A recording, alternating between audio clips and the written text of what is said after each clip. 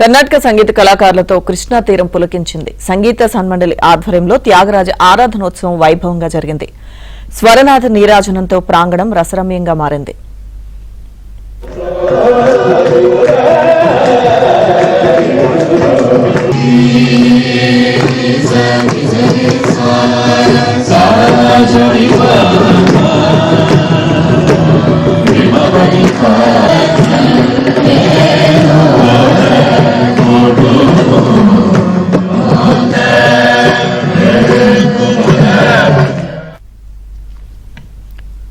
కార్యక్రమంలో 300 మంది గాయకులు, వాద్య కళాకారులు త్యాగరాజ కీర్తనలు ఆలపించారు.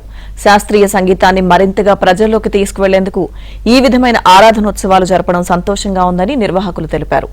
తిరువయ్యూరులో జరుగుతున్నట్లే కృష్ణా ఒడ్డున కూడా ఈ విధంగా జరపడమే తమ లక్ష్యమన్నారు.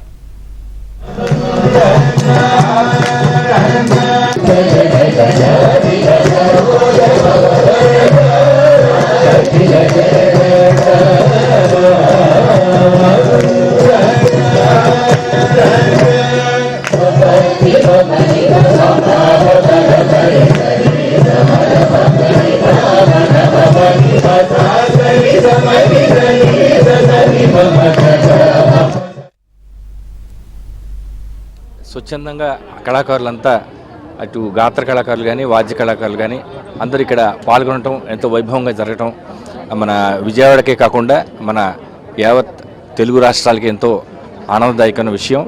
ఇలా ప్రతి ఊళ్ళోనూ మన దేశంలో అన్ని ఊళ్ళలోనూ అన్ని చోట్ల కూడా ఈ ఉత్సవాలు జరుగుతున్నాయి. అయితే తిరువయ్యూరులాగా చేయాలనే ఉద్దేశంతో ఇక్కడ ఇలా 2 వేదికలు పెట్టి విద్వాంసులందరినీ సమయపాలన ముఖ్యంగా పాటిస్తూ ఈ ఉత్సవాలు చేయడం జరుగుతోంది. అనేక మంది పెద్దలు ఈరోజు విచ్చేశారు. పద్మశ్రీ అన్నవరపు రామస్వామి గారు, దండమూడి రామ్మోహన్ రావు గారు, సుమతి రామ్మోహన్ రావు గారు, ఇలాగా విద్వాంసులందరూ అన్ని ప్రదేశాల నుంచి వచ్చారు. ఎంతో వైభవంగా ఈ ఉత్సవం జరిగింది.